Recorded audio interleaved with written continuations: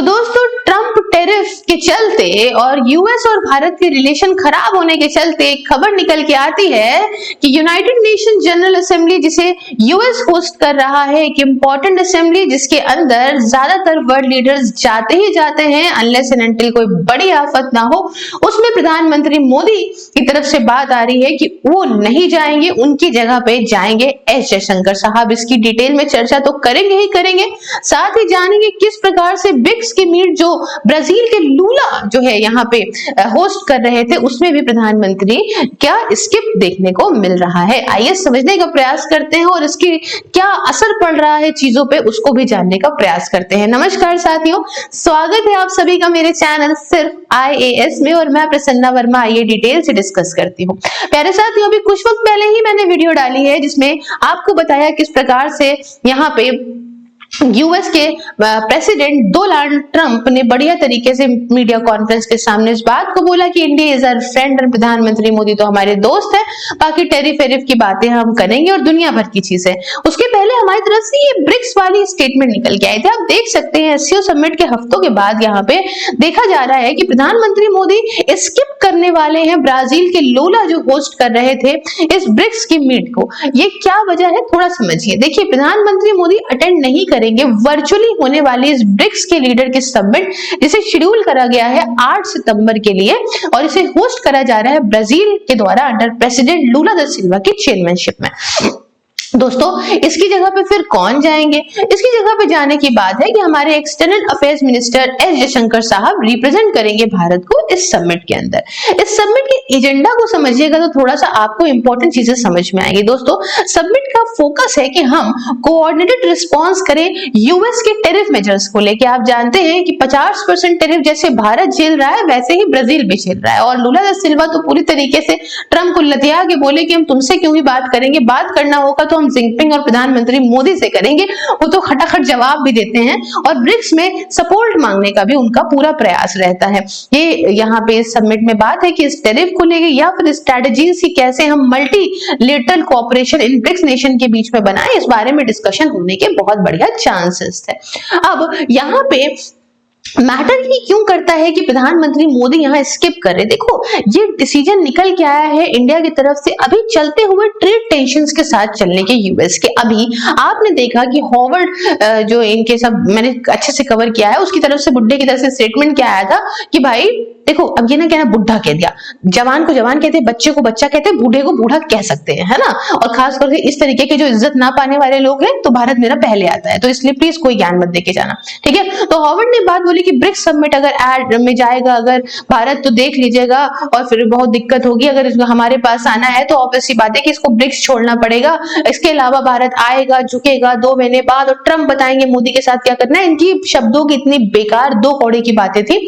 और यहाँ पे अगर मैं आपको बताऊं तो इस मीट को स्किप करना ही हो सकता है कि एक ऐसा कुछ बैक चैनल डिप्लोमेसी हो या जो भी हो कि यहाँ भारत चाहता है कि एक चीज को बैलेंस करके चले और इसी के चलते एक पॉजिटिव स्टेटमेंट भी, अब सरकास्टिक है, पॉजिटिव है, बहुत कंफ्यूजन रहता है ट्रंप की किसी बात में, निकल के आती है कि भैया इंडिया और प्रधानमंत्री तो हमारे बहुत अच्छे दोस्त हैं। अच्छा, दूसरी बात कि भैया अगर एस जयशंकर साहब एक अच्छे टॉप लेवल मिनिस्टर हैं, अगर वो वहां पे अटेंड करेंगे तो पहली चीज तो डिप्लोमेसी भी कंटिन्यू रहेगी, बट इसके साथ साथ चीजें हाई प्रोफाइल एंगेजमेंट भी रहेगी इस सेंसिटिव मोमेंट के टाइम पे और बहुत सारा रायता फैलने से भी बच सकता है, जैसा कि आप इस बारे में समझ सकते हैं। हो सकता है इंडिया ने यही चीज समझ के इस समिट से स्किप करने का जो है डिसीजन लिया हो कि एक अभी मैसेज गया है, बहुत बढ़िया हो गया है जिनपिंग और पुतिन वाला, बार बार चीजों पे और ज्यादा ना करो कि हम खुद चाहते हैं कि जो है रिकवर करें अपने रिलेशंस यूएस के साथ में, क्योंकि हमारे यहाँ भी बहुत ज्यादा लॉस ना हो। और जैसे आपको पता है कि एक पॉजिटिव स्टेटमेंट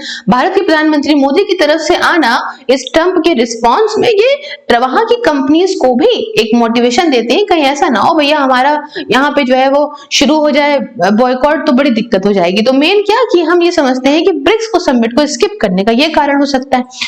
अब बात आती है इस दूसरे वाले कारण की। आप जानते हैं कुछ वक्त पहले मैंने आपके साथ कवर किया था बहुत अच्छे से इसको कि यूनाइटेड नेशन जनरल असेंबली के अंदर ही बात चल रही थी कि किस प्रकार से यहाँ जहां पैलेस्टीन के अंदर जो है वो स्टेटहुड देने की बात थी कि भाई फ्रांस आगे आ गया था, है ना, जर्मनी भी आगे आने की कोशिश कर रहा था, मैंने आपको बताया था। तो ये असेंबली होने वाली है यहाँ पे सितंबर के महीने में, जिसमें 27 सितंबर को डिबेट के तौर पे बोलना था भारत को।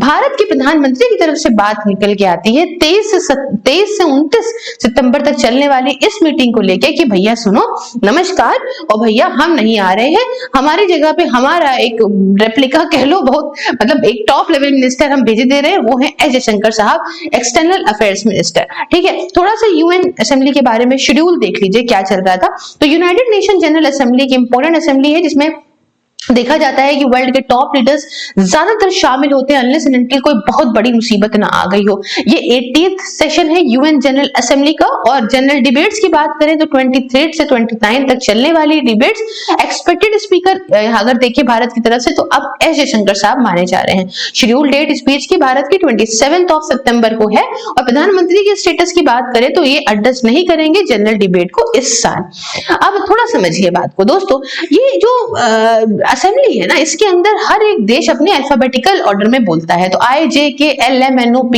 आई के बाद P आएगा। अब मानो पाकिस्तान और इंडिया की कोई भी बात यहाँ पे भाई प्रधानमंत्री मोदी चाहे डायरेक्टली हो इनडायरेक्टली हो, चीजों को तो उठाएंगे।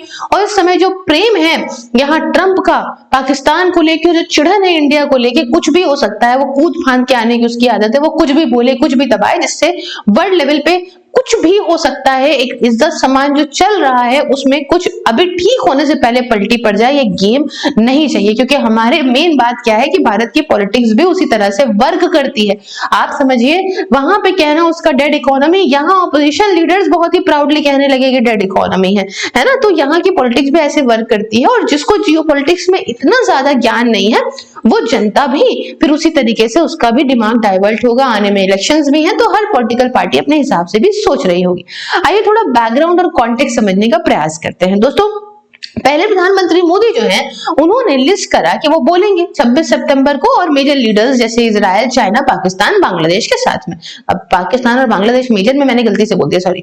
डिसीजन जो है यहाँ पे जो है आपका डिसीजन जो है वो है कि हम एस जयशंकर खैर डिलीवर करेंगे इस स्पीच को। और ये क्या कि भैया हमारे बहुत टाइम, मतलब इंडिया का बिजिएस्ट डिप्लोमेटिक पीरियड्स है और मल्टीपल ग्लोबल इवेंट्स है और सेम टाइम पे, तो ये शेड्यूलिंग यहाँ पे चेंज करती है। अब आप जानते होंगे कि कुछ वक्त पहले ट्रंप ने कहा कि वो क्वाड के लिए भारत में नहीं आएंगे, ठीक है ना। तो अब ये सारी बातों में एक माहौल नहीं बन रहा है कि जिससे यहाँ पे हो भी सकता है, कोई बड़ी बात नहीं है कि हो भी सकता है यूएनजीए में, अभी अनलाइकली है, क्या पता आखिरी में चीजें ठीक हो जाए, मतलब ठीक होने के चांस तो नहीं इतनी जल्दी, लेकिन अगर मान लो हो जाती है तो क्या पता अटेंड भी कर लिया जाए, ये भी नहीं कह सकते।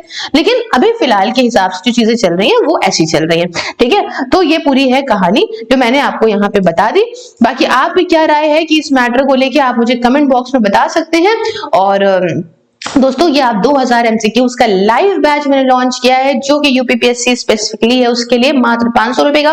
इसके रिगार्डिंग आप मुझसे व्हाट्सएप और टेलीग्राम पे बात करिए। साथ ही आप मेरी वर्चुअल लाइब्रेरी को भी ज्वाइन कर सकते हैं मात्र 99 रुपए में, जिसमें आप घर बैठे जाड़ा गर्मी हो या बरसात किसी भी एग्जाम की तैयारी कर सकते हैं। सेम नंबर और टेलीग्राम हैंडल यहाँ पे भी है, और सभी सोशल मीडिया के link including WhatsApp are in description box. Do follow me everywhere and also join my membership and support me in my work. मिलती हूँ नेक्स्ट वीडियो में किसी नए और इंटरेस्टिंग टॉपिक के साथ। अब तक के लिए जय हिंद, जय भारत।